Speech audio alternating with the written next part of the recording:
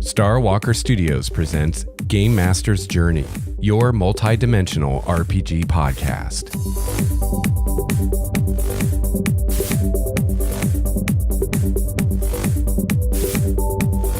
Hello, fellow gamer. Welcome to episode 183 of Game Master's Journey. I'm your host, Lex Starwalker. On this show, we discuss the craft and the art of game mastering. I've been running RPGs for over 25 years now, and I produce this show in the hopes that you can benefit from my experience, my triumphs, and my mistakes. I want to welcome you today not only to the 183rd episode of this show, but also the beginning of season 11. And this is actually the second episode of season 11. Technically, our first episode was episode 182, which was the live stream for October. So I took a couple weeks off from producing this podcast, partly to celebrate my wife and I's birthday in the first week of October, or birthdays, I should say. We were born on slightly different days.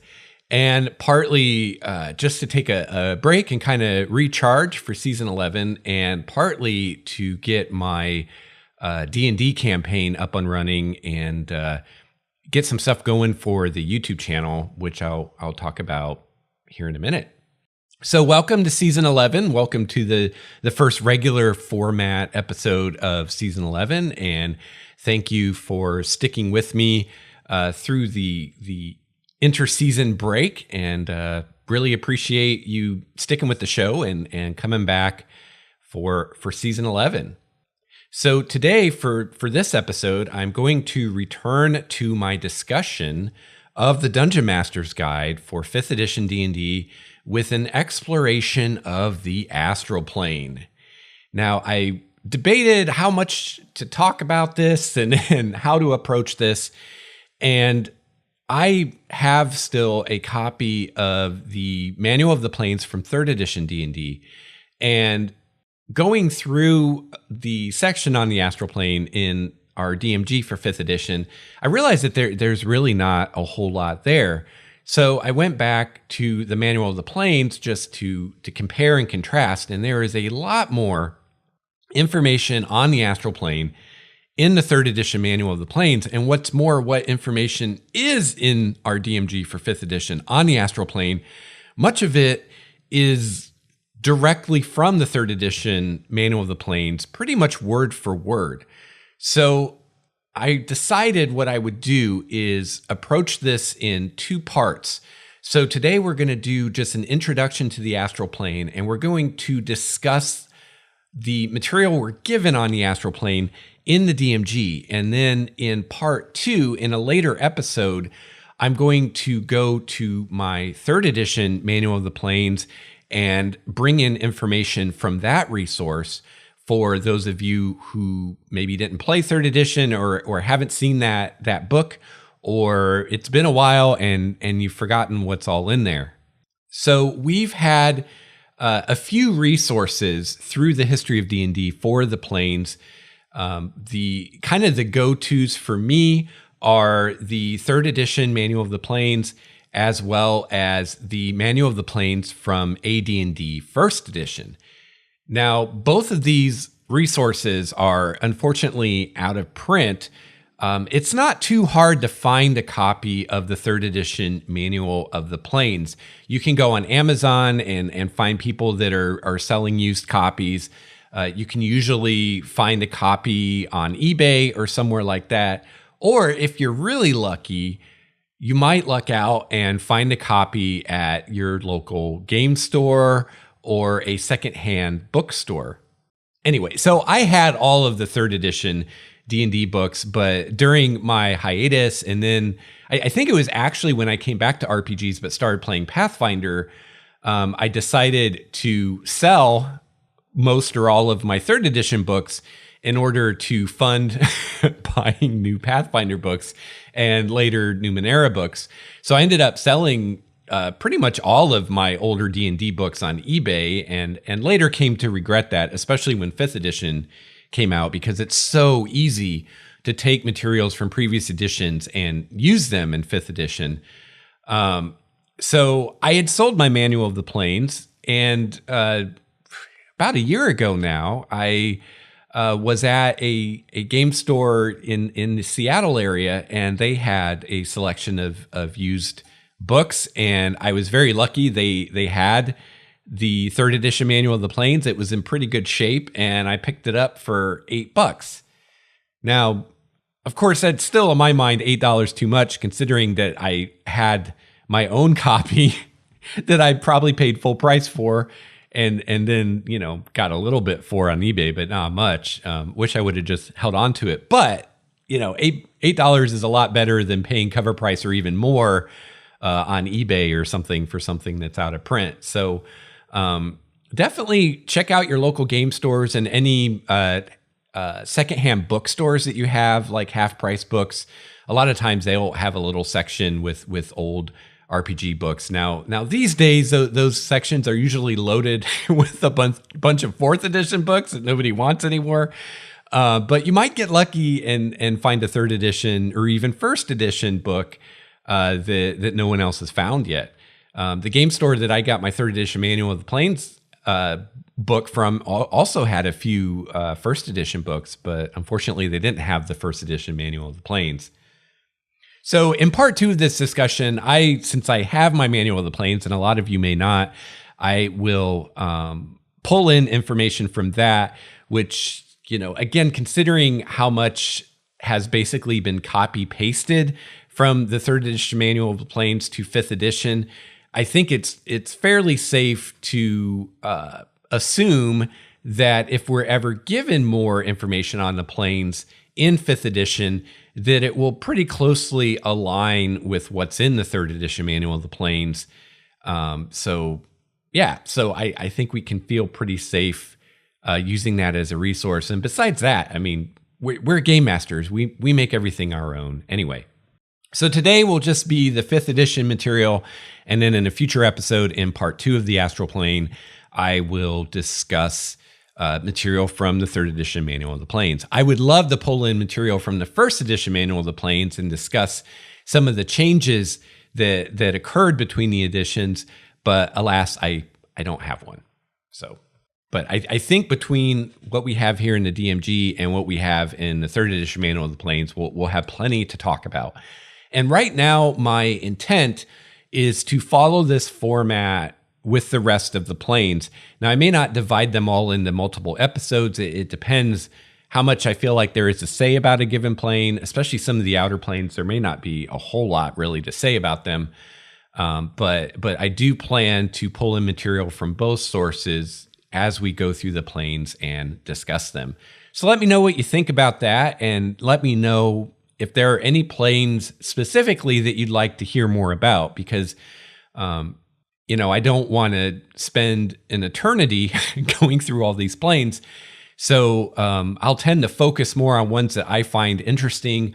Like, for instance, the Astral Plane, I think is a very useful plane to DMs because it can serve a variety of purposes in your game and can be used in different ways, as opposed to like one of the outer planes where, you know, it can serve as a place for an adventure to happen. But unlike the Astral Plane and the other transitive planes, it doesn't work as necessarily as well as a place to get from A to B. So I may tend to gloss over some planes more than others. So if there's a specific plane that's a favorite of yours that you'd like to hear more about, definitely let me know. You can tweet me at Lex Starwalker, or you can shoot me an email, gamemastersjourney@gmail.com, and just let me know if there's a particular plane you'd like to hear more about, and I'll spend more time on the planes that listener GMs are most interested in. All right, so before we get into our discussion of the Astral Plane today, I have some other things I want to tell you about. It's been a couple weeks since I've talked to you, so I want to bring you up to speed on what's going on with Game Master's Journey and Starwalker Studios in general. So I'm very excited to be able to say that my new D&D campaign, Hinterlands of Elandria, has launched. As of recording this episode, we've had our first session And we're having our second session this week. So our second session is Tuesday, October 17th at 5 p.m. Pacific time. And we play every Tuesday at 5 p.m. Pacific time. So I stream that live on my YouTube channel. So if you can be there when we're playing, you can watch us live on YouTube and hang out in our chat room. Otherwise, if you can't make it live, you can watch the videos later on YouTube.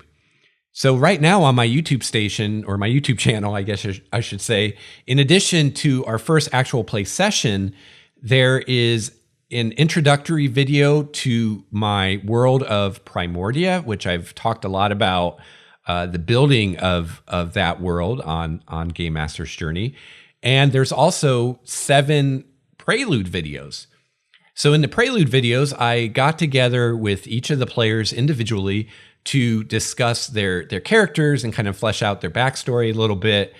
And I recorded those and put those up in the playlist as well. What I'm really hoping to do with this campaign is not only, have an actual play like I've done before, but to use this as a tool to help GMs, especially newer GMs, but really all GMs, to be used as a resource to hopefully learn how we can be better GMs. So I thought with that in mind, in addition to the actual game sessions, it would be helpful to be able to see some of the preliminary things as well, like the preludes and kind of how I approached setting this campaign up and getting it going. I thought that would be helpful for you to see. I'm also, as part of this series on my YouTube channel, going to be producing a series of DM commentary videos.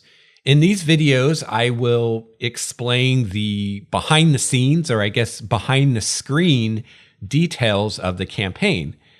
I'll be referring to comments and questions on the actual play videos to produce these commentary videos. So if you're watching the actual play and you have any kind of a comment or question about what's going on or what I'm doing, please post that in the comment for that video so that I can use that when I produce the commentary videos.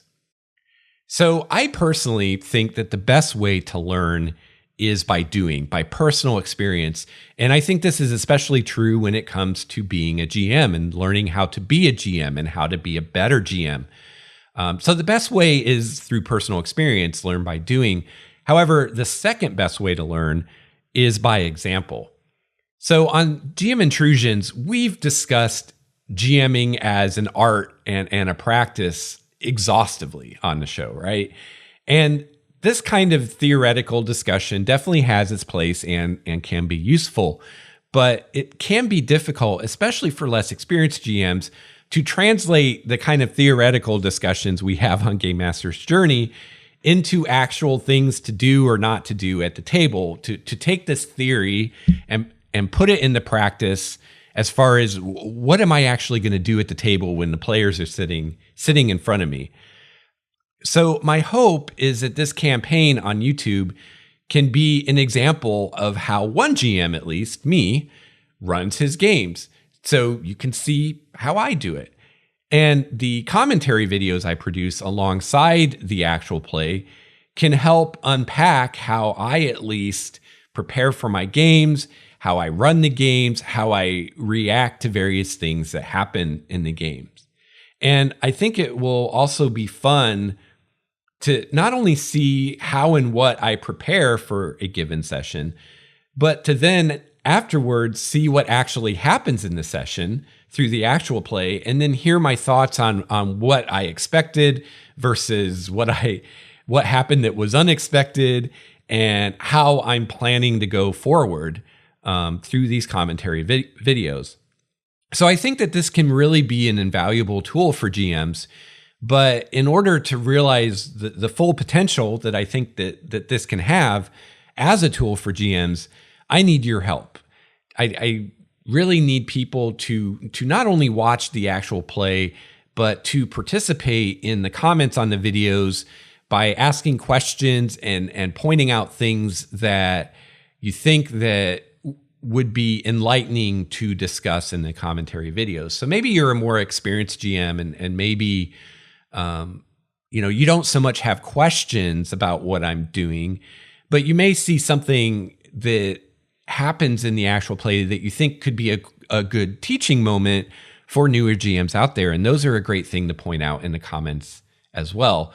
And I believe I made this pretty clear when I talked about this in the live stream, but I just want to say that, I do not consider myself a game master, which is to say, I don't think that I have mastered game mastering, which is to say, I don't think that I'm perfect. I don't think that everything I do is awesome. I don't think that I don't make any mistakes or anything like that. I really believe that you can learn as much, sometimes more, from watching someone screw up as you can from watching someone, do something perfectly. So the fact that I'm not the world's best game master or a perfect game master, whatever that would even be, doesn't mean that others can't learn from watching me run a game. You can learn from watching me screw up, just like you can learn from watching me do something awesome. So, I just want to put that out there because every once in a while I hear from someone who seems to think that just because I do this kind of thing, that I think that, I'm awesome and I'm the best GM in the world and blah, blah, blah, blah, blah. And that's not the case.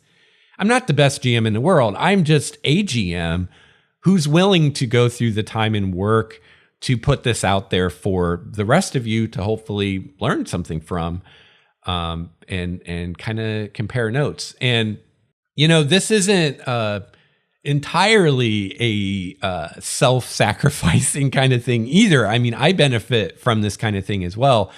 Another great way to learn is to teach, actually. And when you've learned something and you turn around and try to teach it to someone else, you almost always learn more about what you're teaching through the process of teaching it. So I learn a lot by doing these things. And I learn even more, I think, from feedback that I get from you and conversations we have about all this stuff. So I'm learning too, and then turning around and continuing to share what I learn with you. So I hope you'll check out the actual play, and I hope that if you have any questions or comments that you'll let me know in those YouTube comments, and I can use those when I produce these commentary videos. Now, by necessity, these commentary videos are going to be time shifted a bit. So I've started producing them, but I'm going to wait a little while to start releasing them just because I don't want the commentary videos to spoil anything that's happening in the campaign for either players who might watch the videos or for people who are just watching the actual play and don't want to be spoiled about what's going to happen next. But when I start releasing the commentary videos, they will very clearly in the title let you know which game session that video is discussing. So we'll be able to keep it all straight. So yeah, so I'm really excited about this. And, I don't know how you think about this, but in my mind, this is all part of Game Master's journey. We're just expanding Game Master's journey into another medium, which is to say into video and also into actual play, learning by example. This is the 183rd episode of this show. And I've discussed in the past how I've already started, I feel like in some ways, to repeat myself, and I'm always on the lookout for new topics or new angles I can take on old topics to keep the show new and fresh. But at the end of the day, there is a finite number of things that you can talk about when it comes to running an RPG. So, if with this show I just continue to do the same thing forever, it's going to get worn out eventually. So we got to, try new things. And I think that the YouTube channel is a resource that I still have not even begun to realize the potential of. And I think that there's a lot we can do through the YouTube channel to help GMs with their craft. And really, I think that the YouTube channel is ultimately a better medium in which to do that than a podcast is. Now, podcasts have their benefits too. Now, obviously, the benefit of a YouTube video is there's video, so you can see what's going on, right? But podcasts have their benefit in that they're more portable and they're more convenient. It's a podcast is much more accessible if you're out on the go than a YouTube video is. However, sometimes we can find the medium a little limiting where we just have audio and I can't show you a picture, I can't show you a map, I can't show you an illustration or a diagram or anything like that. So, hopefully we can do more with the YouTube channel for more instructional stuff with the actual play. And then in Game Master's Journey, we can focus more on things that work really well in the podcast medium. So as always, I am always happy to hear from you as far as things you'd like to see in the Game Master's Journey podcast, as well as things you'd like to see with our YouTube channel. So if you have thoughts, get a hold of me, gamemastersjourney@gmail.com. So I'm considering publishing the commentary episodes from the YouTube channel into this podcast. I can produce just the audio of those videos and put those in the podcast as Game Master's Journey episodes. And I think that could work as, this is going to be me discussing, preparing and running a campaign. So it's definitely relevant to the topics of this show covers.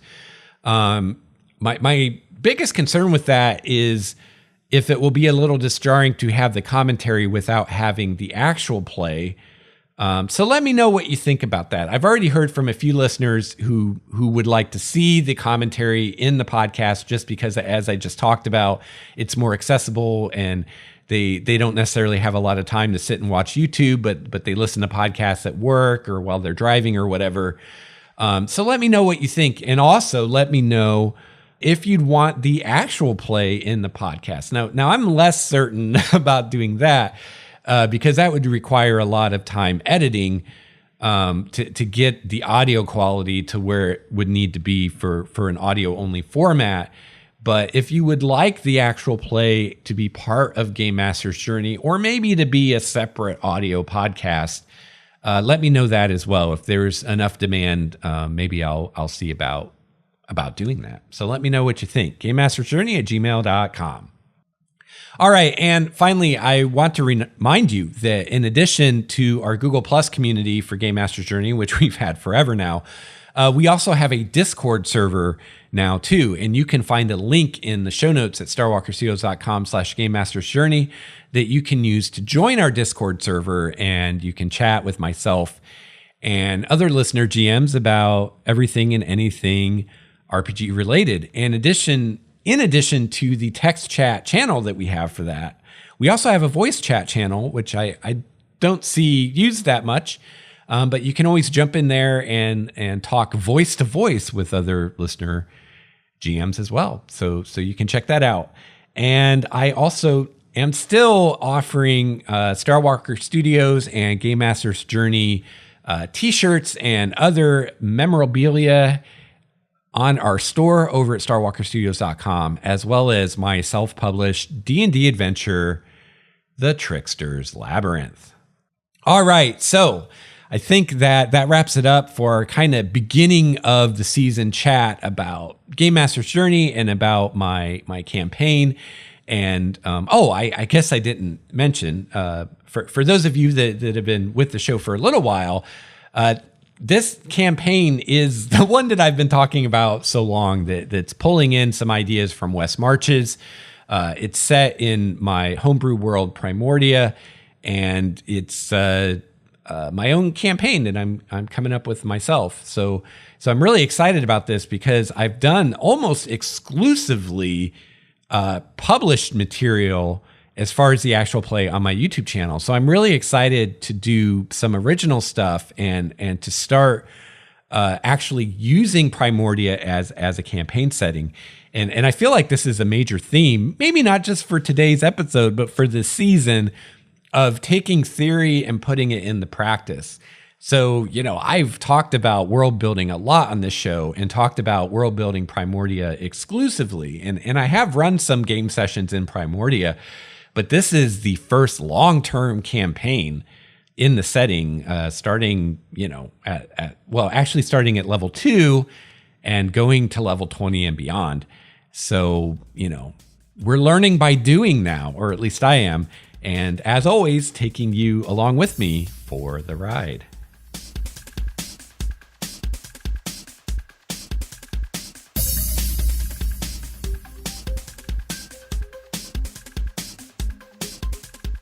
All right, so today we are talking about the astral plane.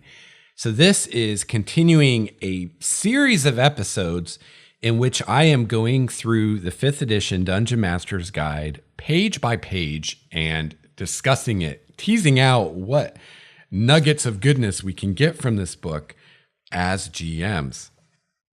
The last episode in this series was episode 179, Creating a Multiverse, in which we started discussing chapter 2 of the DMG. So chapter 2 is all about the planes. And in episode 179, we kind of laid down the foundation of what the planes are, different ways that you can fit the planes together and stuff like that. And now we're going to start going into the planes one by one. Now, as I talked about at the beginning of the show, what we're given in the Dungeon Master's Guide for each plane is fairly limited compared to information we have from other resources from previous editions of the game. Now, as far as information for the Dungeon Master's Guide, this is great. I don't have the 3.5 DMG anymore or earlier DMGs to go back and look and see how much information they had about the planes, but I feel fairly safe in saying that they probably had equivalent or even less information about the planes than the 5th edition DMG does. So when I say that we have more information about the planes from previous editions, I'm talking to actual entire books devoted to the subject of the planes, namely the Manual of the Planes. We had a Manual of the Planes in 1st edition AD&D, and we had a Manual of the Planes in 3rd edition D&D. So, obviously in a book about the size of the DMG that's nothing but the planes, it's going to be more, right, than just a chapter of the DMG is going to have. So I don't want to sound like I'm being negative about the DMG and saying, oh, there's not much here. Again, for the DMG, I think this is a good amount of information. However, if you're really going to feature the planes in an adventure or a campaign, you're probably going to want more than what's in the DMG. It's enough for basic stuff, or if you're going to have a really brief jaunt in a plane or something like that, or you're going to have, for instance, the astral plane we're talking about today. If you're going to have the players, maybe the players use astral projection to get from A to B, and it's just kind of a one-time thing, and you don't necessarily want to spend a lot of time on the astral plane, then what you have in the DMG may suffice. But if, on the other hand, you're really going to feature the planes, you're going to want more than this. So sources of that information, the best sources, in my opinion, are these previous books from previous editions. The 3rd edition Manual of the Planes can still be found. It's out of print, but you can still find physical copies of it. And I haven't looked into this, but you can probably get a PDF of it actually from Wizards. I know, I think it's on the DMs Guild actually. They have a lot of PDFs from previous edition stuff available. So maybe check that out if you're okay with the PDF, if you don't need a physical copy. But if you need a physical copy, again, you can check places like Amazon and eBay and find one used. Or you can check your local game store and your local secondhand bookstores and maybe snag a copy. So those are the best resources, I think, for more information about the planes. But if you can't find those, you can always look online. There are various wikis and sites online that compile information from these sources. So if you can't get a hold of one of these, quote, primary sources, you can go check out a wiki online, and a simple Google search will get you where you need to be. But we're going to go over a lot of this stuff on the show, so I guess you could just hang tight and listen to these episodes as well. But, I'm not going to go through every detail, right? So you're going to have to dig in more if you really want to feature one of these planes in your game. So let's start talking about the astral plane, shall we? The astral plane is the realm of thought and dream, where visitors travel as disembodied souls to reach the outer planes. It is a great silvery sea, the same above and below, with swirling wisps of white and gray streaking among motes of light like distant stars. Most of the astral sea is a vast, empty expanse. Visitors occasionally stumble upon the petrified corpse of a dead god or other chunks of rock drifting forever in the silvery void. Much more commonplace are color pools, magical pools of colored light that flicker like radiant spinning coins. Creatures on the astral plane don't age or suffer from hunger or thirst. For this reason, humanoids that live on the astral plane, such as the Githyanki, establish outposts on other planes, often the material plane, so that their children can grow to maturity. A traveler in the astral plane can move by simply thinking about moving, but distance has little meaning. In combat, though, a creature's walking speed in feet is equal to 3 times its intelligence score. The smarter a creature is, the easier it can control its movement by act of will. So that's a pretty cool little mechanical tidbit there. And, that's really where what we're given here in 5th edition is lacking compared to the previous editions. And that's the mechanical, interesting things about the planes. And this has a lot to do with the design philosophy behind 5th edition and the approach that the folks at Wizards are taking with 5th edition. And I think it actually works fairly well if we approach it in this way, which is to say, what we're given here in the Dungeon Master's Guide about the astral plane can be considered introductory material. So if you're a GM who's maybe a less experienced GM, or maybe just less experienced with the astral plane, and like I said, you're just wanting to use it briefly, or highlight it, for a small period of time and then move on, this is probably going to do you just fine. What's here in the Dungeon Master's Guide, you can have some flavor, you can make it interesting, you can have 1 or 2 mechanical little things to change things up a little bit, and go on about your day. However, this is I would consider introductory level material on the planes. So if you're wanting to feature the planes more and do more with them, you're probably going to want to get a little more advanced with this. You're going to want more information about how to describe the planes and what they're all about and how they work. And you're going to want more mechanically to dig into to do with the planes. Let's face it, so basically, and this is stated somewhere in here, basically their approach with the planes for the Dungeon Master's Guide was, for each plane, they tried to give you kind of one interesting mechanical thing.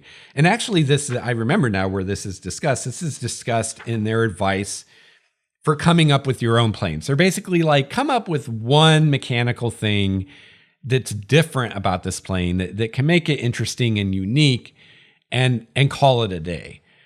Because that keeps it simple. It's easy for you to remember as a GM. It's easy for the players to remember. You don't have a bunch of stuff to manage at the table, but it's hopefully enough to make it seem like they're in a different place.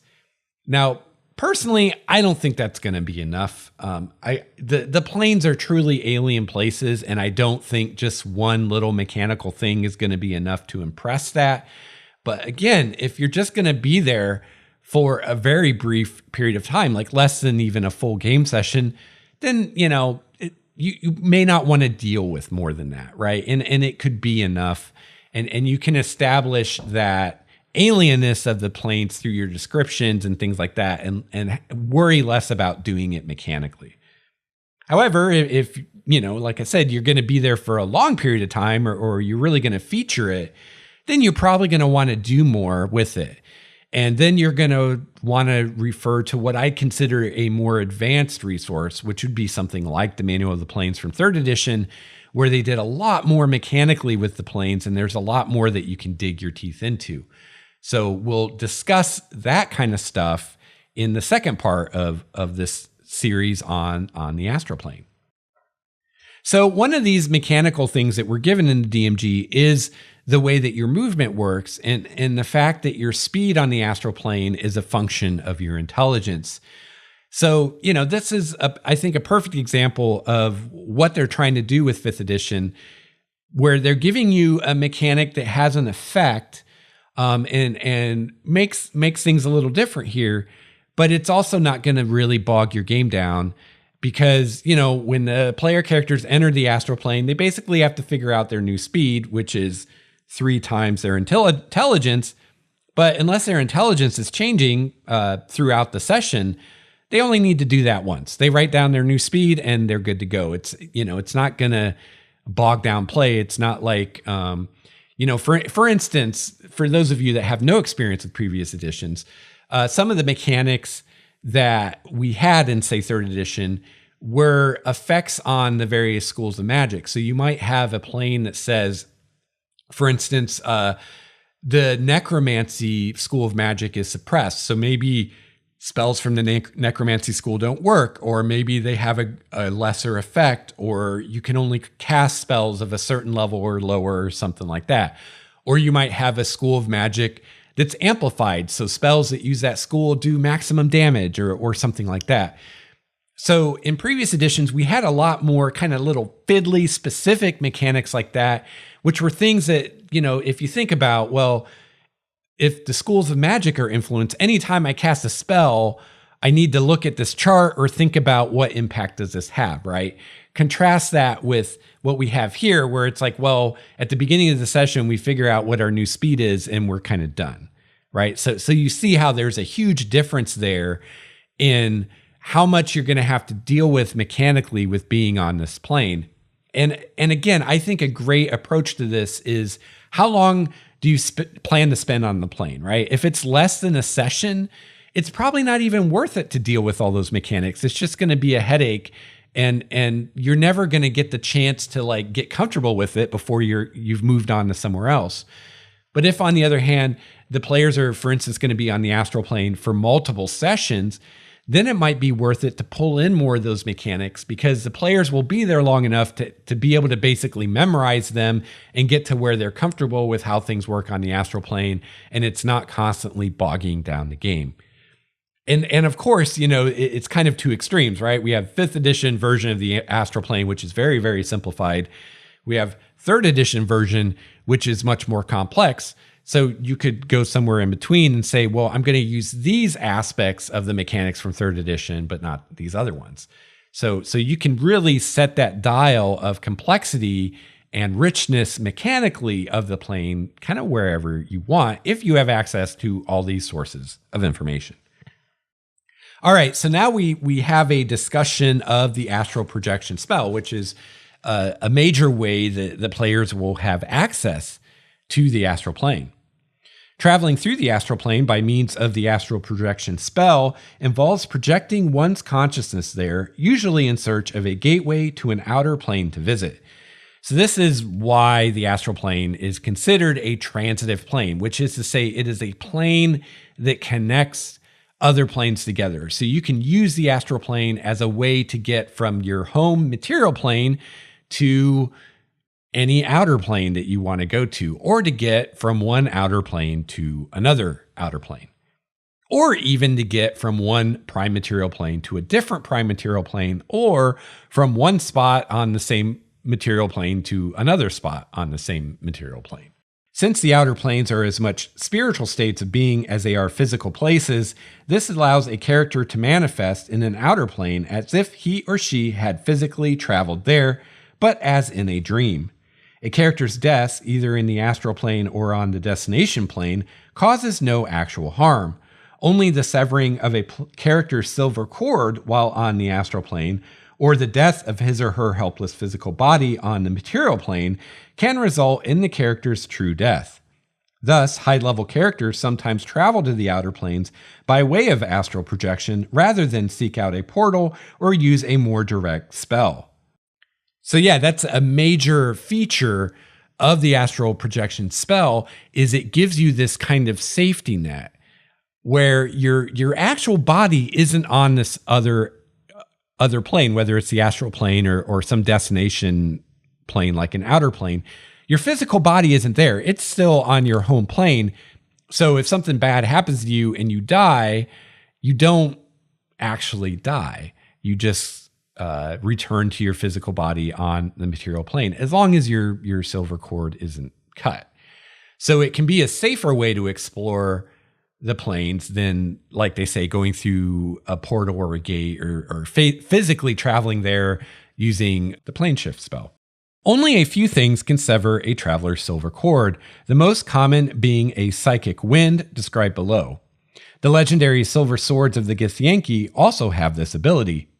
A character who travels bodily to the astral plane by means of the plane shift spell or one of the rare portals that leads directly there has no silver cord.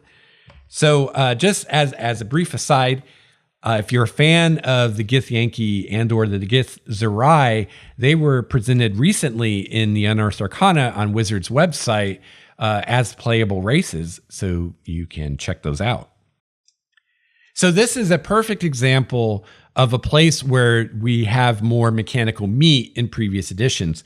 So this discussion of the silver cord and, pretty much the psychic wind and a Githyanki's sword are the only things that can cut it.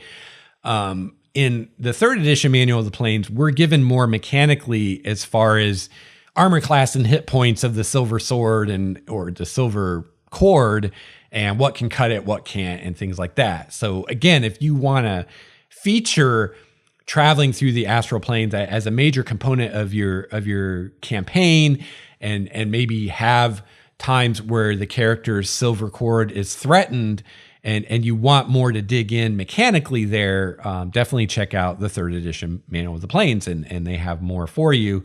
And we'll probably discuss that in the second part on the astral plane. And this at the end mentions that there are rare portals that open to the astral plane, and you can also travel there physically using the plane shift spell. So again, if you go there physically, either through a portal or by the plane shift spell, you don't have a silver cord and you don't have that extra layer of protection that the astral projection spell gives you, which is to say, if you're there physically on the astral plane and you get killed, you're dead. All right, so now we talk about the color pools.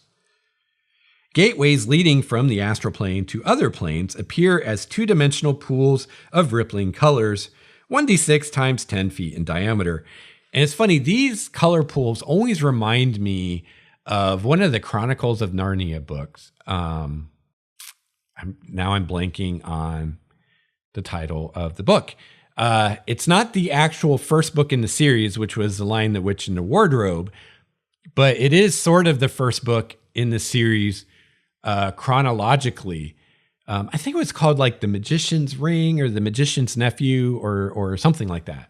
But anyway, one of the Narnia books discusses the creation of Narnia. And in that book, the character uses a magic ring, which takes them to a place with pools that lead to other worlds, much like what's discussed here for the astral plane. And these colored pools on the astral plane have existed at least as far back as first edition D&D, which obviously came out after the C.S. Lewis books.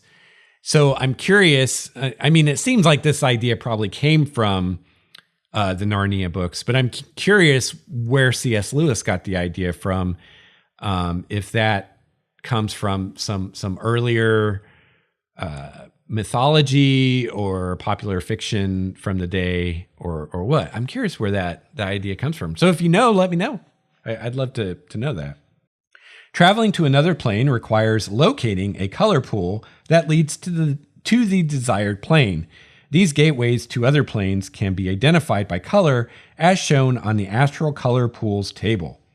Finding the right color pool is a matter of chance. Locating the correct one takes 1d4 times 10 hours of travel.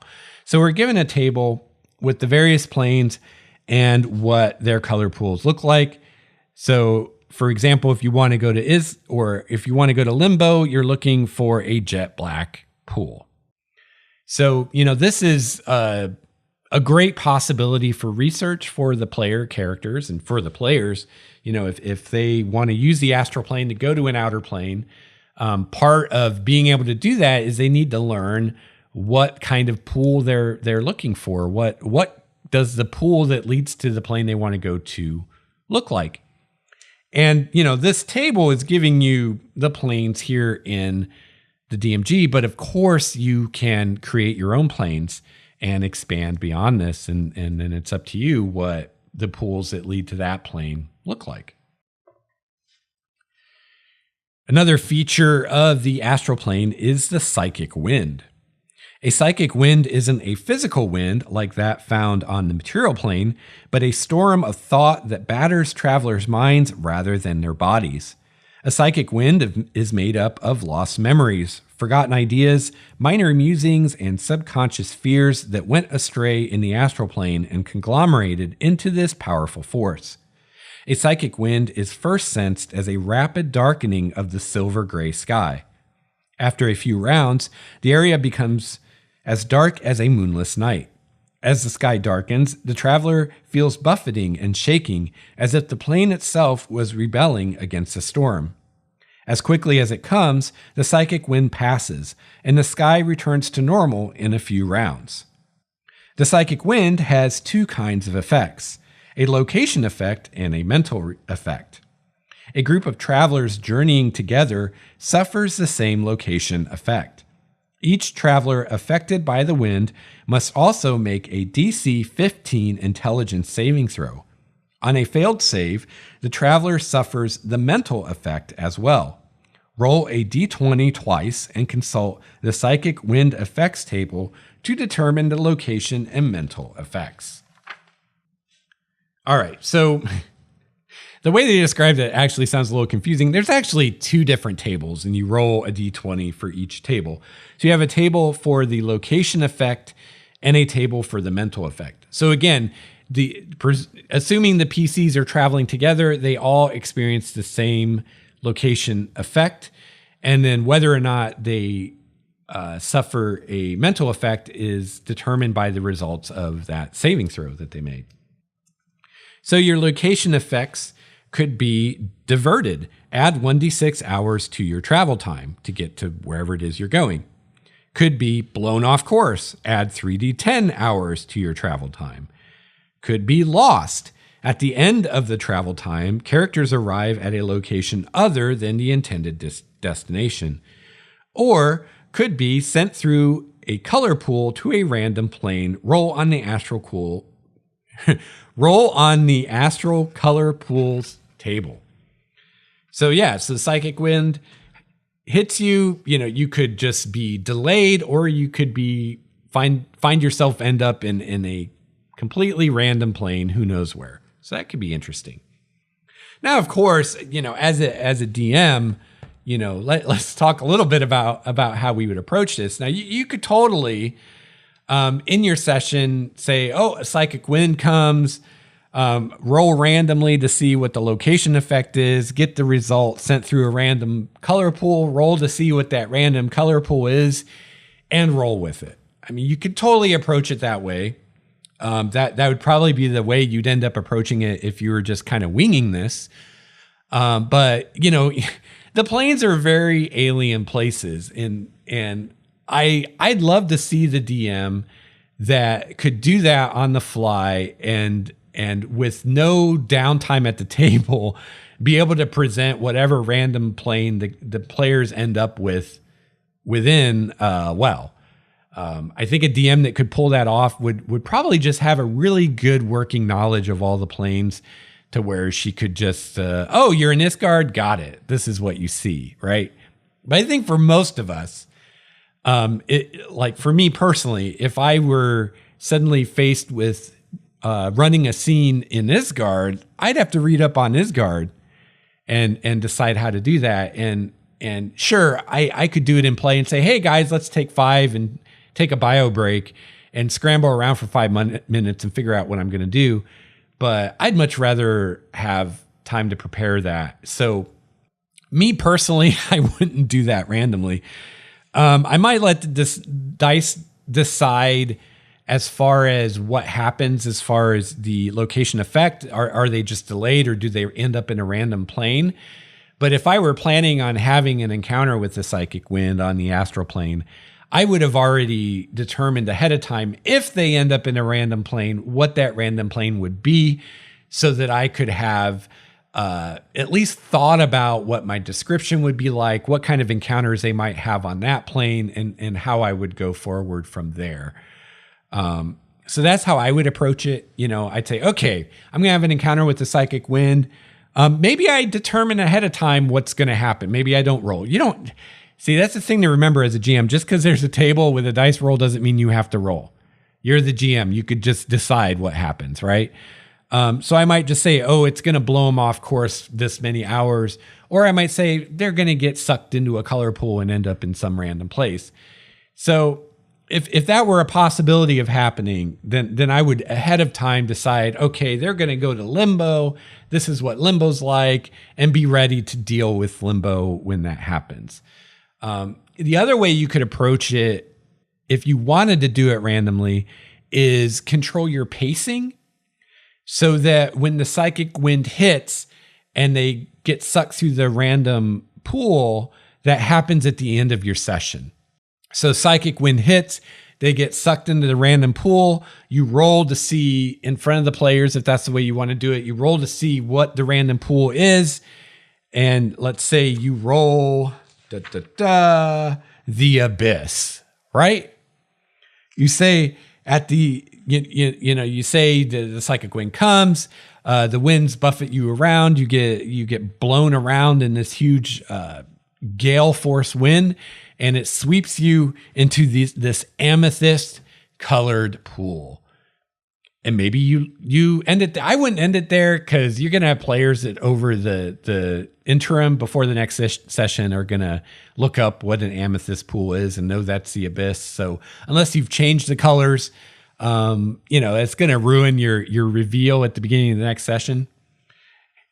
I think a great cliffhanger, though, for the end of that session would be to tell them you go through the amethyst pool and just say they're in the abyss. Maybe don't even describe it, because if you're doing this randomly, you might want to actually think about how you'd want to describe the abyss and what level they're on and all that good stuff. So maybe just say that you come out in the abyss and let the players' imaginations work on what that will be for a week. But that'd be a great cliffhanger for the end of the session, is they know what plane they're on, but you don't give them anything more than that. And then beginning of the next session, you're prepared to run your thing on the abyss now, and you go from there. So that's how I would approach it personally. I would either predetermine what this random plane will be, or I'd pace it so that this happens at the end of the session. So I then have until the next session to prepare for running some encounters and whatnot on this new plane, whatever it is. The other way would be to pace it toward, if you take a break in the middle of a session, pace it so it happens right before the break, but then you're going to be pretty limited in the time you have to prepare that next plane. So, there's different ways you can approach it. Just use the method that's going to set you up for success, based on how you GM and, what you feel comfortable doing on the fly versus not, and all that good stuff. So that's your location effects. And again, everybody in the group has the same location effect. So you don't have to worry about, characters ending up on different planes, which would be a nightmare to run. As difficult as it is anytime you split the party, imagine them on totally different planes of existence. So yeah, That's not going to happen through the psychic wind if you run it as described here, because they're all going to have the same location effect. Then we have our mental effects. And again, the player characters make an intelligence save. If they make the save, there's no effect. If they fail to save, they have one of these random effects, and each character could have different effects. So you roll on this table, and the possible effects are stunned for 1 minute. You can repeat the saving throw at the end of each of your turns to end the effect on yourself. Next possible effect, short-term madness. So that's described in Chapter 8 of the DMG. Next effect could be 2d10 or 11 psychic damage. Or next effect, 4d10 or 22 psychic damage. Next effect is long-term madness. See Chapter 8 of the DMG for that. And finally, our last possible effect could be unconscious for 1d10 or 5 minutes. The effect on you ends if you take damage or if another creature uses an action to shake you awake. So there you go. There's the different possible things that the psychic wind could do to you. And again, you could easily expand these tables and come up with more stuff. And you could also look to earlier sources, which I don't have it in front of me this second, but I'd be willing to bet the 3rd edition Manual of the Planes has more information on the psychic wind. And if so, we'll discuss that in the next episode on the astral plane. Astral plane encounters. Planar travelers and refugees from other planes wander the expanses of the astral plane. The most prominent denizens of the astral plane, people who actually live there, are the Githyanki, an outcast race of reavers that sail sleek astral ships, slaughter astral travelers, and raid planes touched by the astral. Their city, Tanareth, floats through the astral plane on a chunk of rock that is actually the body of a dead god. So this is interesting stuff here, and there's a lot of hooks here, or a lot of seeds that you could expand upon and do something with. For instance, we have this idea here of the Githyanki, this race of reavers traveling the plane on these great astral ships that you could use. You could have encounters with these guys. And again, remember, they have silver swords that can cut through silver cords. So, they're even more of a threat to player characters who are traveling using the astral projection spell than other things on the plane would be. So these Githyanki slaughter astral travelers. So if the players encounter them on the astral plane, they're most likely not going to be friendly and going to try to cut their cords and kill them. They also raid planes touched by the astral plane, which, in most cosmologies is pretty much all of them. So the player characters could encounter Githyanki who are getting ready to stage a raid into their own plane, and maybe they can prevent it, or maybe they can warn people on their plane that the Githyanki are coming. We also have their city of Tanareth, which is floating out there in the astral plane somewhere. So the player characters could encounter that, and you could have all kinds of fun. Maybe they need to infiltrate the Githyanki city for some reason to get some kind of MacGuffin, some kind of magic item or gem or something, or to locate an NPC that has information they need, or whatever, right? So now they have to infiltrate the city of Githyanki and disguise themselves or whatever, and deal with being in a city where if the people of the city find out who and what they really are, they'd all be coming after them. So that could be pretty tense. And finally, the city is built upon the corpse of a dead god. And we know from elsewhere in the DMG that these dead gods can and sometimes do come back to life and reanimate. So what would happen if this dead god that the Githyanki city is built upon, what if he comes back to life? What happens to the city of the Githyanki then? Who is this dead god anyway? So there's a lot of story potential there. There are a lot of seeds there that you could take and do all kinds of interesting things with. And that's one thing that I think that this DMG does really well, is it's just filled with these little nuggets that you could take and expand into an adventure or even a whole campaign. So, as a GM, I am always looking for inspiration, and I especially appreciate any kind of game book where just reading the book is giving me ideas for things I could do in future games. So I love this kind of stuff. But the Githyanki aren't the only things you might encounter on the astral plane. Celestials, fiends, and mortal explorers often scour the astral plane for color pools leading to desired destinations.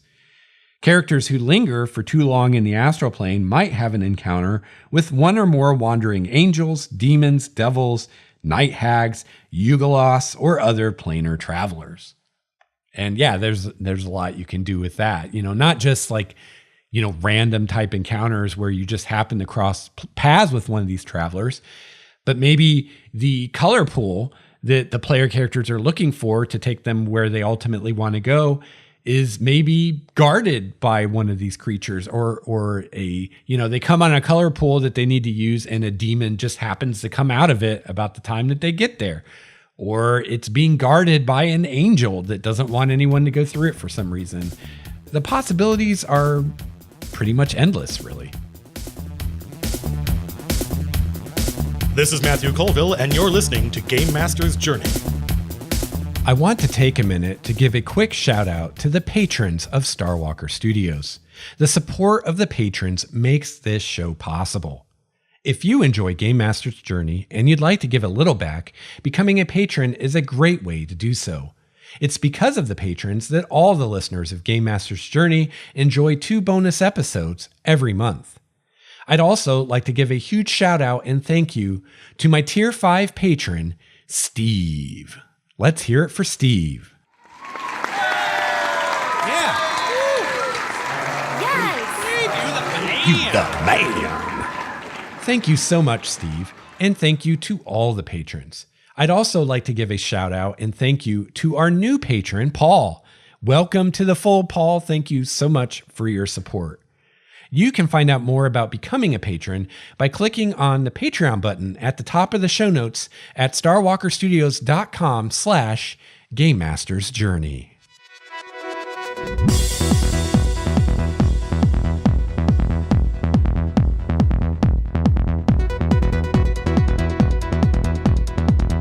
All right, so we have covered the basics of the astral plane now, and to kind of wrap up our discussion for today, I thought we'd talk just a little bit about how you can use the astral plane in your game. So to me, the biggest asset or the biggest quality that the astral plane has to offer is its nature as a transitive plane, which is to say it can be used to get from one place to another. Now, there's different things you can do with this. Like you could use the astral plane, for instance, to get from one part of your world to another part of the world. And I think this is especially useful if you're wanting to go someplace really far away, like maybe to another continent, especially if it's a place that maybe isn't easy to get to. Like there's no ships that go there or whatever. Like there's not a traditional way to get there, or the traditional way would just take a really long time. And I think this is a use of the astral plane that is maybe underutilized or not used that much, just because, astral projection in 5th edition at least is a 9th level spell, which means, you're pretty high level before that's even an option to you. And by the time you're high enough level to cast 9th level spells, you probably have other ways to get from A to B in the world that don't require using the astral plane. Teleportation circles, teleportation spells, and things like that. But again, a teleportation circle can only take you to a place where there is a teleportation circle. And a teleportation spell, can only reliably be used to go someplace that fairly well. Isn't terribly useful in going somewhere you've never been before, like an unexplored continent or something like that. So, the astral plane isn't ideal for this either, and probably isn't a solution that the player characters or the players are going to pursue, because it's going to seem like, and probably would be in most cases, as or more difficult than any other solution they might pursue. Because, well, first of all, if they're going to use the astral projection spell, they need to be high enough level to cast it, and it's a 9th level spell. So that's what I think 17th level is when casters get access to 9th level spells if they don't multi-class. So that's pretty high level. So unless the player characters are that high level, or they know some kind of high level spellcaster that would cast a spell for them, astral projection itself probably won't be an option.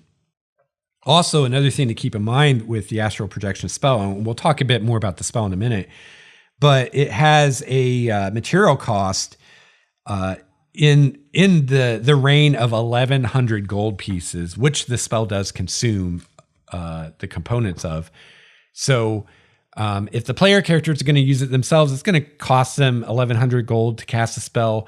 If they're going to have an NPC cast a spell for them, it's going to cost that NPC 1,100 gold in materials to cast. So that's something you should really think about as a GM. If they're going to use an NPC, you should definitely factor that into what the NPC charges them to cast a spell for them, or what the NPC wants them to do for them in return. Because 1,100 gold is a lot of gold. Plus whatever the NPC would normally charge to cast a 9th level spell, which, let's face it, if you even have NPCs in your world that have access to 9th level spells, there are probably not a lot of them, right? And they've probably got better things to do with their times than function as a glorified taxi service. So yeah, keep that in mind. But there's other ways that this could be approached. Namely the possibility of a portal or portals or gates that open into the astral plane. So, this is something that really you'd have to set up as a GM, right? Because if let's say that you set up a MacGuffin or whatever, the players have some reason to go to some unexplored continent in your world, and you want to use this, open up a new campaign area, basically. And for whatever reason, the players have decided we want to go to this continent. We're now figuring out how to get there. And you've established, there's not really ships that go there on a regular basis. There's not a mundane way to get there. You're going to have to figure out your own way to get there. It's too far to go on the back of a griffin or something like that.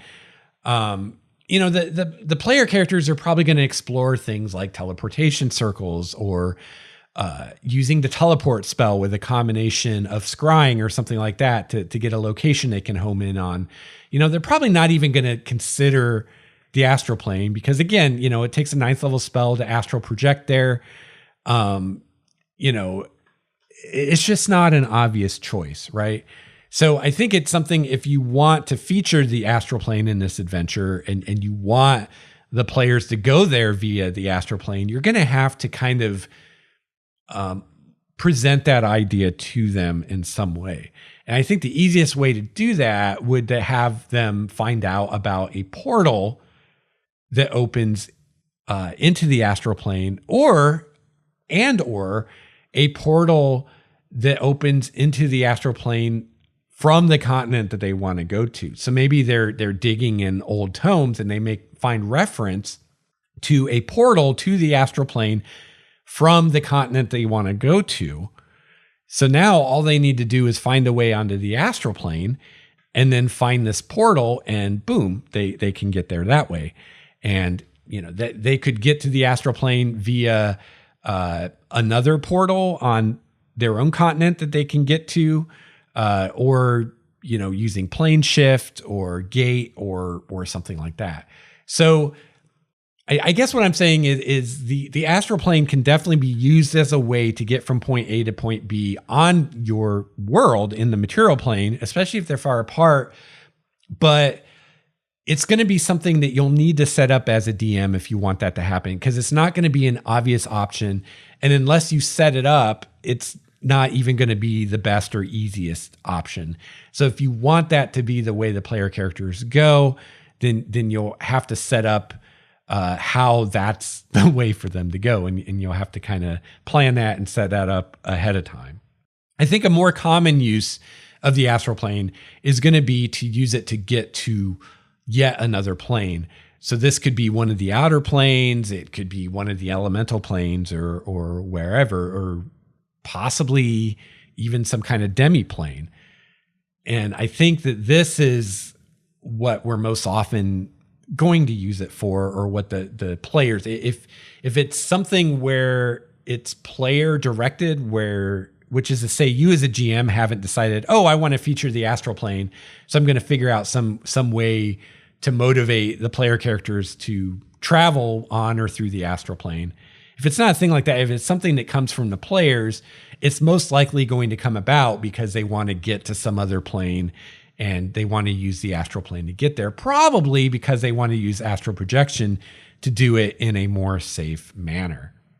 Another possibility could be kind of a variation on this theme, could be if the player characters somehow find themselves on another plane, they could use the astral plane to get home. Maybe they're banished to a plane, or maybe they have some kind of teleportation mishap and end up on another plane, or they go through a portal or a gate, which is then destroyed or whatever. So, especially when you get to mid to high level play, there's a lot of ways that the player characters could find themselves on some random plane somewhere with no way to get back. And if that happens, the astral plane could be their way to get back. And I think, honestly, if you're wanting to feature the astral plane, that's probably the way to go. Because, like I said, if you're wanting the players to travel from A to B in your world, there's easier, simpler ways to do it than using the astral plane. So if you want them to use the astral plane, you're really going to have to set that up and kind of hedge your bets to make that happen. Even if you have the player characters traveling to another plane, there are various ways they could do that. And the astral plane isn't necessarily the easiest way. It might be the safest, but it's not necessarily the easiest way, especially if they don't have access to 9th level spells yet. But if, on the other hand, through some mishap or whatever, the player characters find themselves on some other plane, if they don't have an immediate way to get back, like the plane shift spell, which the plane shift spell, you need a very specific material component to get you back to the plane. So even if they have access to plane shift, chances are good they're not going to have the tuning fork attuned to their plane. Although really paranoid players might. I could definitely see the wizard character who, upon learning plane shift, right away gets the tuning fork for his own plane just in case he ever needs it to get back. I mean, that would definitely be a smart thing to do. But there's a good chance that they haven't thought that far ahead, especially if they just got the spell and they haven't used it yet or haven't used it much. So in that kind of situation, the astral travel could be more of an option, especially if you eliminate other options, right? So I think for the most part, when you feature the astral plane in your campaign, if you do, it will probably be as a way to get from A to B, and might be a thing of, the player characters are going from plane A to plane B. They're going to use the astral plane. So this is a golden opportunity for me to feature the astral plane while they're there, maybe have some encounters with Githyanki, or they stumble upon the Githyanki city, or they encounter some kind of celestial or fiend or whatever you want to happen on the astral plane. They encounter the psychic wind or the astral wind or whatever, right? Of course, you could always have the astral plane be the destination. A lot of things can be found on the astral plane. It's a vast, infinite, for the most part, empty plane. It's a great place to hide things. So you could have some kind of MacGuffin in the form of a magic item or an artifact that the player characters have to find that's somewhere on the astral plane. You could also maybe pull in this concept of these dead gods floating around. Maybe the player characters need to find one of these dead gods for some reason. So I think there's a lot of potential for the astral plane and a lot of ways that you can use it. So that's kind of approaching it from the DM side of the screen. If I, as a dungeon master, want to feature the astral plane, what are some ways that I can entice the players to go there? But it's very possible that you'll end up running an adventure on the astral plane, not because you wanted to or you planned to, but because the players went there all on their own. And, this could happen by them using a portal to the astral plane. But portals to the astral plane are fairly rare, even more rare than other types of portals. So, in my mind, if the players find a portal to the astral plane, it's most likely because you put it there as a GM and you want them to use it, right? So that kind of falls on the GM side of the screen of you kind of set this up. So most generally, I think if it's a player-directed thing, it's going to be using a spell that's going to take them to the astral plane. So I thought to wrap up this conversation today, we talk a little bit about the various spells that players can use to travel the planes. So let's go in ascending order of power. So we'll start out with the plane shift spell.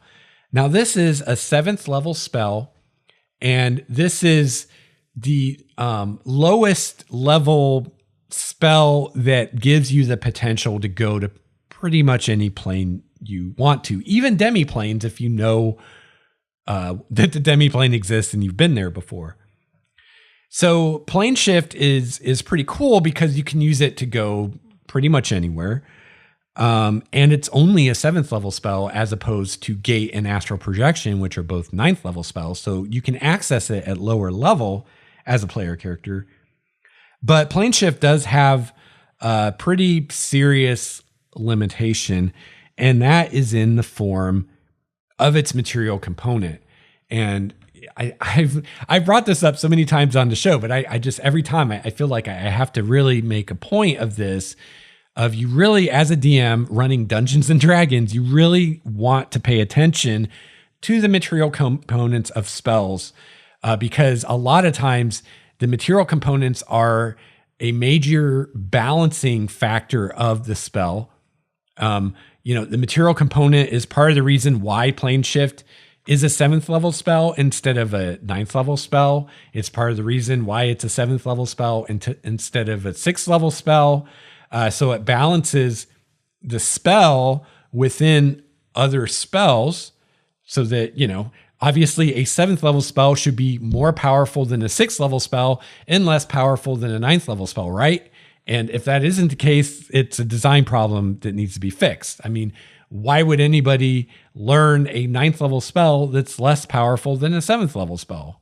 You'd never do that, right? You'd be like, well, I'll just research a 7th level spell that does the same thing, or a 6th level spell, right? So that's, the balance within the spells, and also just the balance among player characters.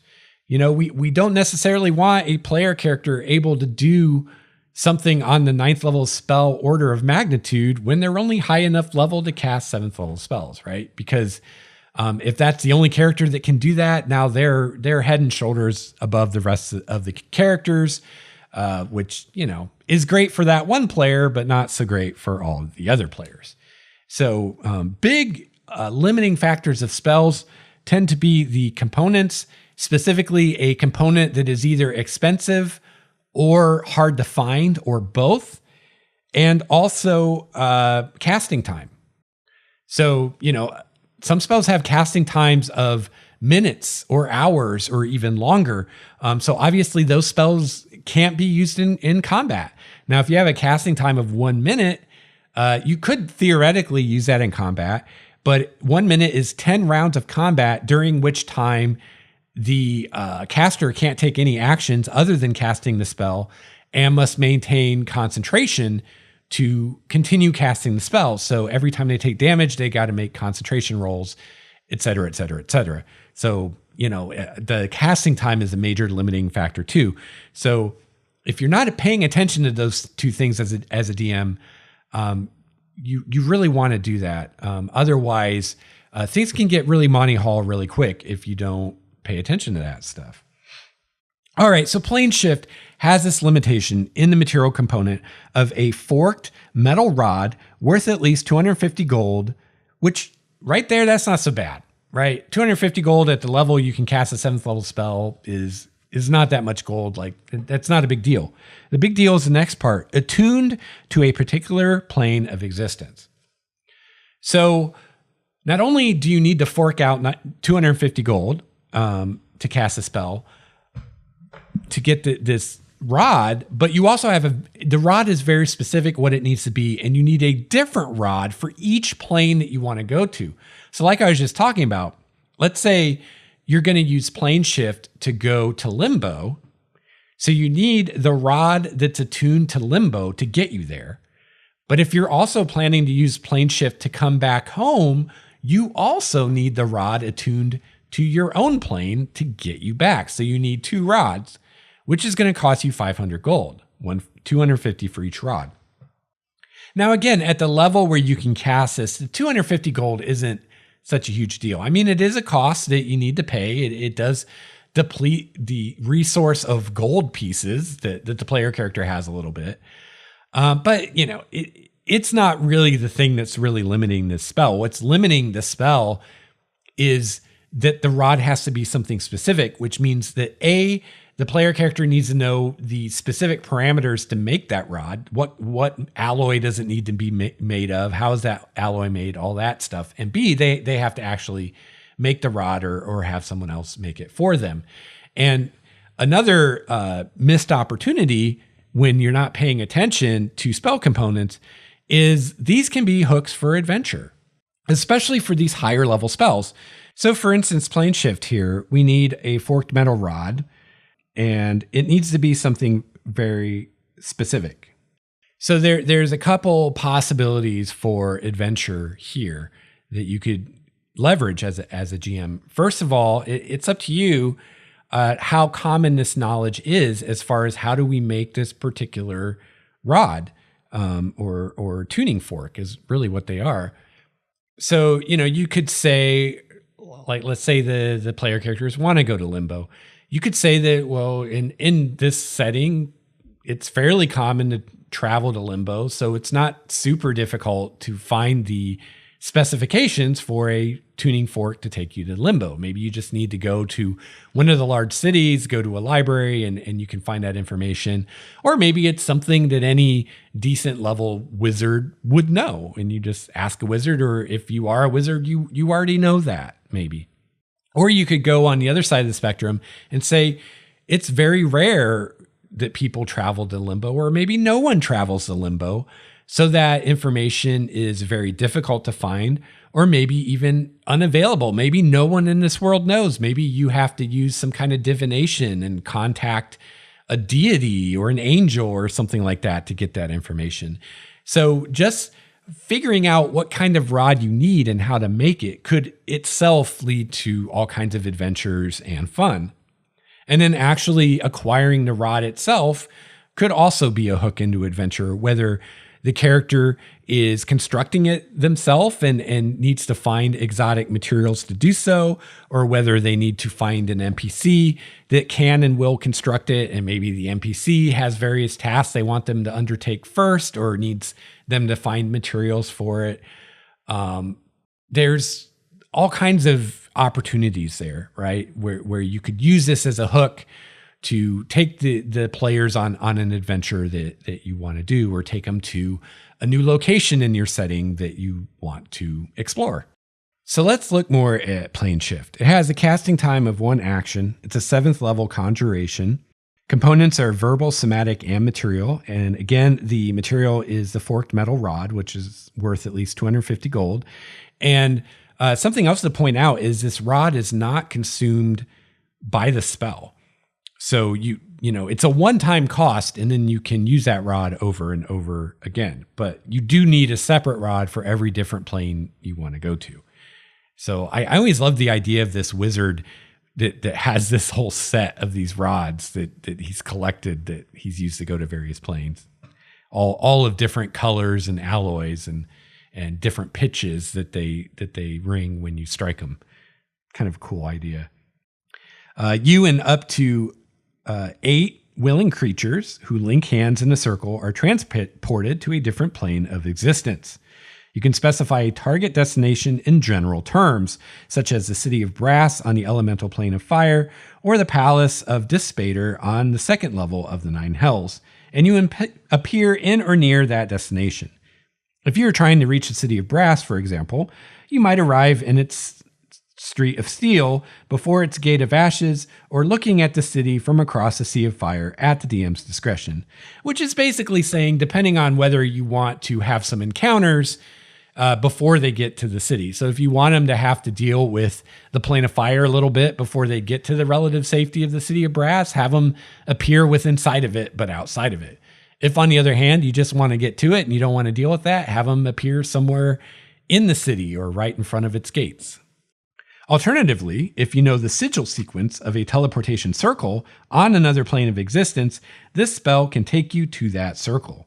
If the teleportation circle is too small to hold all the creatures you transported, they appear in the closest unoccupied spaces next to the circle.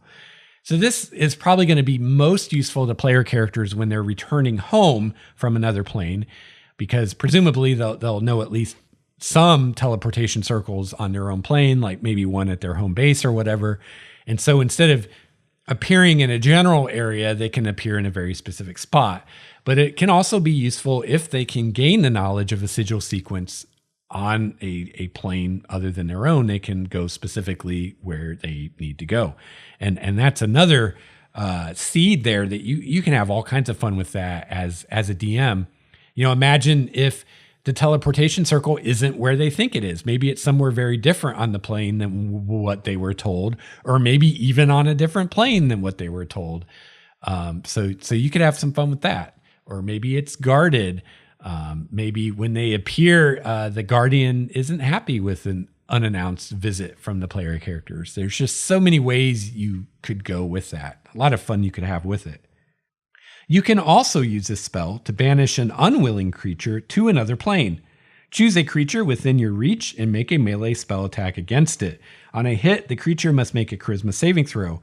If the creature fails this save, it is transported to a random location on the plane of existence you specify. Again, you would need the tuning fork for that plane that you're trying to send this creature to. A creature so transported must find its own way back to your current plane of existence. So this is really better than banishment. Banishment sends them to another plane, but it's a concentration spell, and you have to maintain concentration for the duration for them to be stuck there permanently. Plane shift is an instantaneous spell, and if you use this to banish someone, they're stuck there. You don't have to concentrate on it; they're stuck there, which is pretty cool, and is a use of this spell that you and your players may have overlooked. All right, so plane shift is probably our lowest level spell that we can use to go to any plane that we want. Beyond that, we get to the 9th level of spell power. And here we have two main options. We've got Astral Projection and we have Gate. So both of these have their benefits and their drawbacks. So let's start with the Gate spell. Gate is a 9th level conjuration. Casting time is 1 action, range of 60 feet. Components are verbal, somatic, and material. Your material component is a diamond worth at least 5,000 gold pieces.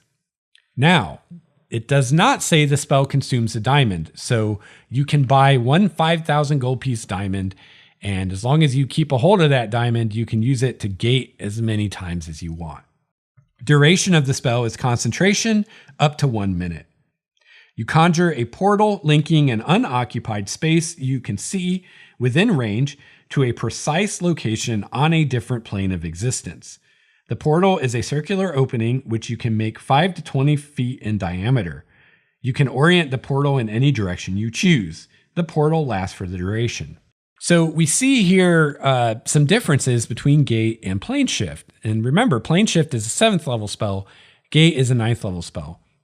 Plane Shift has a 250 gold piece requirement as far as a material component, and you need a different and specific rod for each plane you want to plane shift to. So it involves probably some research and some time to craft it or have it crafted for you. Gate, on the other hand, requires a 5,000 gold piece material component, so much more expensive. However, it's much more generic. It just needs to be a diamond, and that's it. Now, a 5,000 gold piece diamond may not be easy to find, but it's not something you need to research so much. You don't have to figure out how to make a certain alloy and how to make a certain fork that rings a certain note and all that kind of stuff. You just need to find a diamond that's worth 5,000 gold pieces or more, and you're good to go. So you see that the 9th level spell, the material cost is more expensive as far as gold, but it's less of an investment as far as adventuring time that might be needed to acquire it.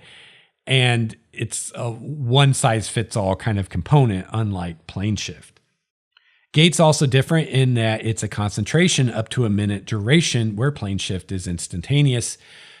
Plane shift affects up to 8 creatures that have to be holding hands when you cast a spell. Gate affects as many people as can go through the gate while you hold it open. And also, gate links to a specific point on the destination plane, unlike plane shift, which links to a more general location unless you're using a teleportation circle to link to. So gate is much more flexible, it's easier to use, and you can go exactly where you want to go. And as long as you have that 5,000 gold piece diamond, you don't need to do prep as far as getting a specific component to the plane you want to go to. The portal that you create has a front and back on each plane where it appears. Travel through the portal is possible only by moving through its front. Anything that does so is instantly transported to the other plane, appearing in the unoccupied space nearest to the portal. So you basically walk through a door. Deities and other planar rulers can prevent portals created by this spell from opening in their presence or anywhere within their domains. So this is another difference between this and plane shift. Plane shift didn't say anything about deities being able to prevent it from accessing their plane. So let's say you want to go to a deity's plane and the deity doesn't want you to be there.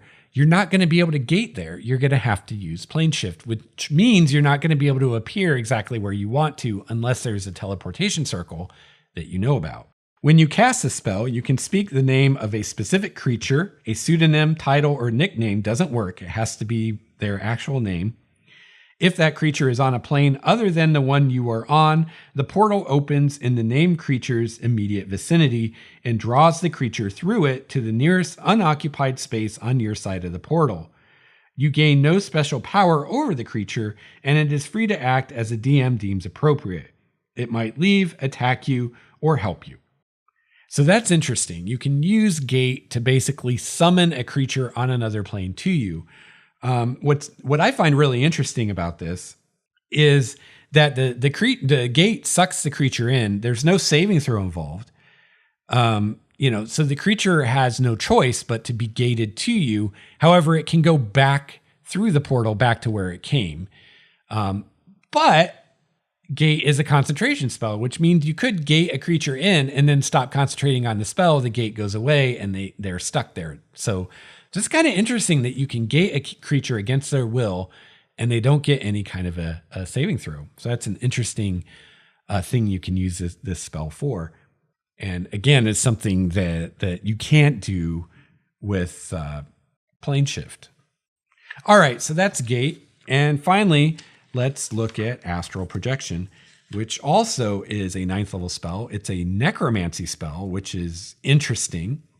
My guess as to the reasoning of why this is considered necromancy is because it's removing your soul from your body, and it's your soul or your spirit, whatever you want to call it, your mind, that's traveling the planes, not your body. But other than that, necromancy seems odd choice, but I think it makes sense when you think about it from that point of view. Astral Projection has a casting time of 1 hour. So both Gate and Plane Shift were a casting time of a minute. So are things you could use to escape a dangerous situation. Astral Projection, not so much. And remember, your body's going to be left behind anyway, so isn't going to be useful probably to escape something in that way anyway. But it takes an hour to cast it. So again, casting time is a big limiting factor of spells. You can't cast Astral Projection in the middle of a combat. because it takes an hour to cast. It has a range of 10 feet. It has components of verbal, somatic, and material. For each creature you affect with this spell, you must provide 1 jacinth worth at least 1,000 gold pieces and 1 ornately carved bar of silver worth at least 100 gold pieces, all of which the spell consumes. So you remember that Plane Shift and Gate had material components, but they weren't consumed. You could use them over and over. This spell consumes the component. So every person you want to astral project is going to cost you 1,100 gold in components each time you cast a spell. So if you want to project yourself and your 4 other party members, 5 people, that's 5,500 gold each time you cast a spell. So again, a big limiting factor here, material components. All right, so let's read the spell. You and up to 8 willing creatures within range project your astral bodies into the astral plane. The spell fails and the casting time is wasted if you are already on that plane. The material body you leave behind is unconscious and in a state of suspended animation. It doesn't need food or air and doesn't age. Your astral body resembles your mortal form in almost every way, replicating your game statistics and possessions. The principal difference is the addition of a silvery cord that extends from between your shoulder blades and trails behind you, fading to invisibility after 1 foot. This cord is your tether to your material body. As long as the tether remains intact, you can find your way home. If the cord is cut, something that can happen only when an effect specifically states that it does, your soul and body are separated, killing you instantly. So this is basically saying if something cuts your cord, it kills you instantly, but only something that specifically says it can cut the astral cord can cut the astral cord. You can't just cut it with anything. Your astral form can freely travel through the astral plane and can pass through portals there leading to any other plane. And again, the color pools on the astral plane are considered portals. They're a type of portal. If you enter a new plane or return to the plane you were on when casting this spell, your body and possessions are transported along the silver cord, allowing you to re-enter your body as you enter the new plane. Your astral form is a separate incarnation. Any damage or other effects that apply to it have no effect on your physical body, nor do they persist when you return to it. The spell ends for you and your companions when you use your actions to dismiss it. When the spell ends, the affected creature returns to its physical body and it awakens. The spell might also end early for you or one of your companions. A successful Dispel Magic spell used against an astral or physical body ends a spell for that creature. If a creature's original body or its astral form drops to 0 hit points, the spell ends for that creature. If the spell ends and the silver cord is intact, the cord pulls the creature's astral form back to its body, ending its state of suspended animation. If you are returned to your body prematurely, your companions remain in their astral forms and must find their own way back to their bodies, usually by dropping to 0 hit points. So there's some interesting things here that we should unpack. And as I read through this again, I see that astral projection works a little bit differently than I thought, maybe differently than it worked in previous editions. We'll have to see when we talk about the 3rd edition version of the astral plane. So the thing that I noticed here that was different from my understanding is that when you're on the astral plane, using astral projection, you have this form of protection in that if your astral body is, quote, killed, you just wake up in your physical body and you're fine. However, once you travel from the astral plane to another plane, your physical body actually goes to that plane. My understanding, and I think the way it worked in previous editions, maybe I'm wrong about this, but I thought the way that it worked was a new body is created on the other plane. So let's say you go to Limbo, a new physical body is created for you on Limbo. Your original body is still on your original plane. And if you're killed on Limbo, that physical body dies and you return in your original body, just like if you're killed on the astral plane. That's not how this works here, though. Your physical body would disappear from the material plane, let's say Primordia, and would appear on Limbo. And if you're killed on Limbo, you reappear back in the material plane and your physical body is at 0 hit points and you're making death saves just because you were killed on limbo. So that's an interesting distinction. So when you're on the astral plane using astral projection, you do have this extra level of protection, which is to say, if you're killed there, you return to your physical body and your physical body is fine, undamaged. But if you journey from the astral plane to a different plane, your physical body joins you there. And if you're killed there, then you are returned to your original plane and the astral projection spell ends for you. But your body is still hurt because it was your actual body that was on limbo. It wasn't a different body. So you would still be at 0 hit points and probably making death saving throws. So that's an interesting distinction. Another distinction here is that the spell ends for you and your companions if you use your action to dismiss it. So anytime you and your companions are astral projecting, you can use your action, you can end the spell, and you all wake up back in your bodies where you started. However, another interesting distinction is if you're incapacitated, you being the person who cast the astral projection spell, the spell ends for you, but it does not end for your companions, and they now have to find their own way back. So that's an interesting thing to remember. Another way that the spell could end for you or anyone using it is through the use of Dispel Magic on either your astral form or your physical body. And remember, once you go from the astral plane to a different plane, say limbo, your physical body comes with you then. So someone on limbo could cast Dispel Magic on you on limbo and end the spell that way too, because it's your physical body. So now I'm really curious when we get to discussing the astral plane in the 3rd edition book, if this is the way this worked in previous editions or not. It could be that I just never really understood the way the spell worked, and this is always the way it worked, or it could be that they've changed it. I'm not sure. If you know, let me know. Otherwise, we'll probably figure it out in the next episode on the astral plane when we start talking about the 3rd edition Manual of the Planes. So yeah, now looking at this, I would say that astral projection is a great alternative if you're going to adventure on the astral plane, or if you're using the astral plane to get from A to B, because at least while you're on the astral plane, you're quote safe because you're protected in that way by the astral projection spell.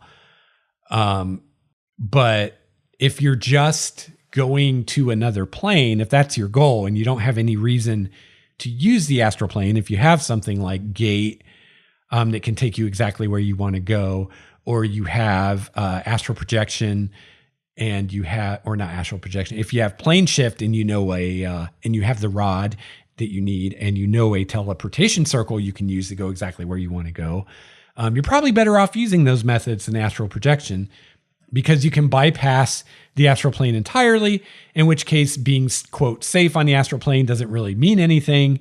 And astral projection itself doesn't really protect you much once you're on a plane other than the astral plane. So that's interesting. So I think it's really cool that we have these 3 very different spells that we can use to travel to another plane. They all have subtly different ways that they work. They have different requirements, different things they can and they can't do. So different spells will be ideal in different situations, and they have different costs associated with them.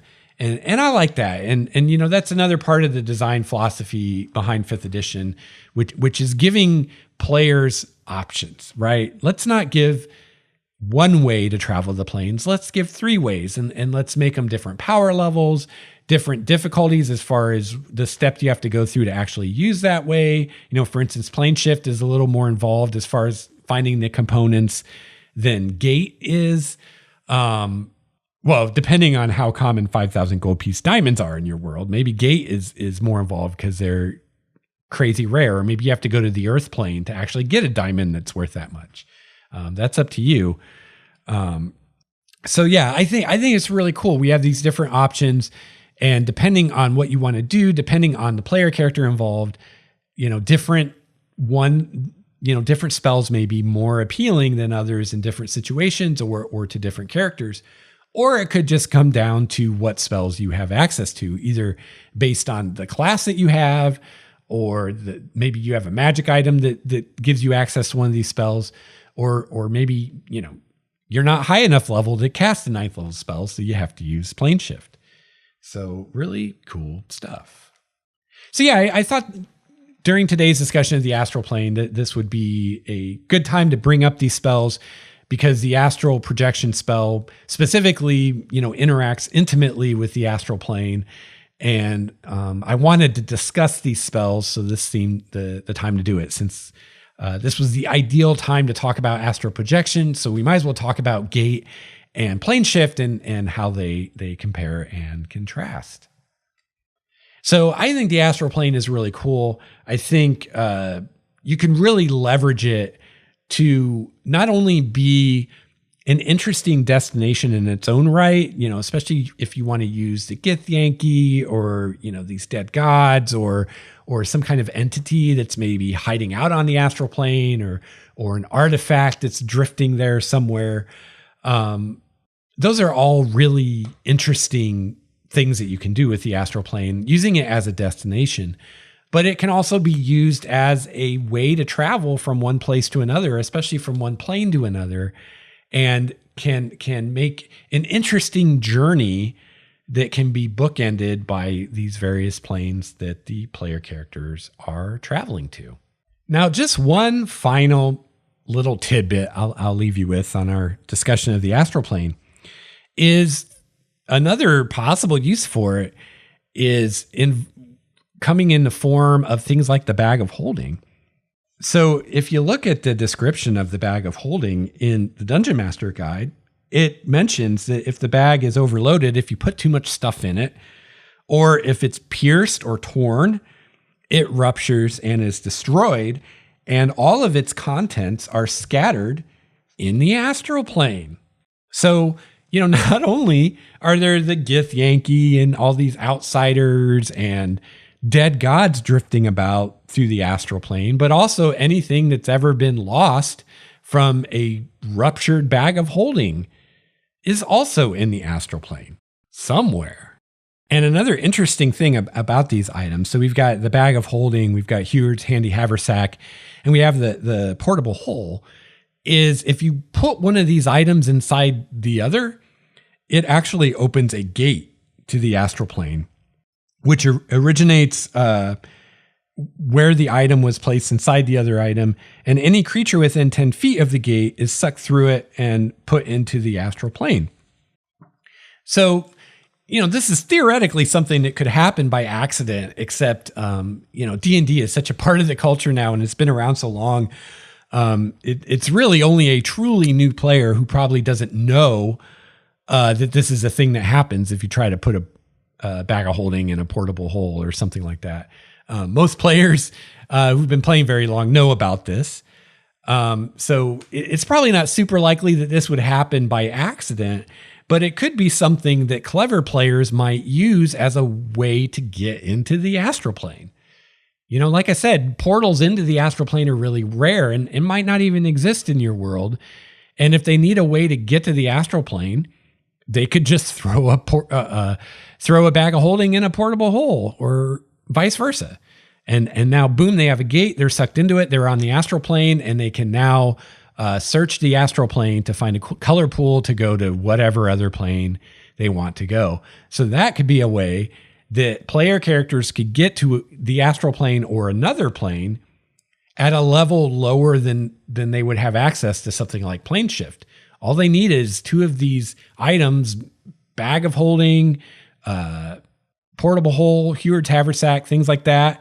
Maybe even a quiver of Lana might work. It's up to you as a DM. But any kind of these, items, you put one inside the other and boom, you've got a gate to the astral plane. And that would be a really cool way for a lower level party that doesn't have 7th level spells yet to be able to get to the astral plane, and from there, whatever other plane they want to go to. So you can keep that in mind too. Lots of fun to be had with the astral plane.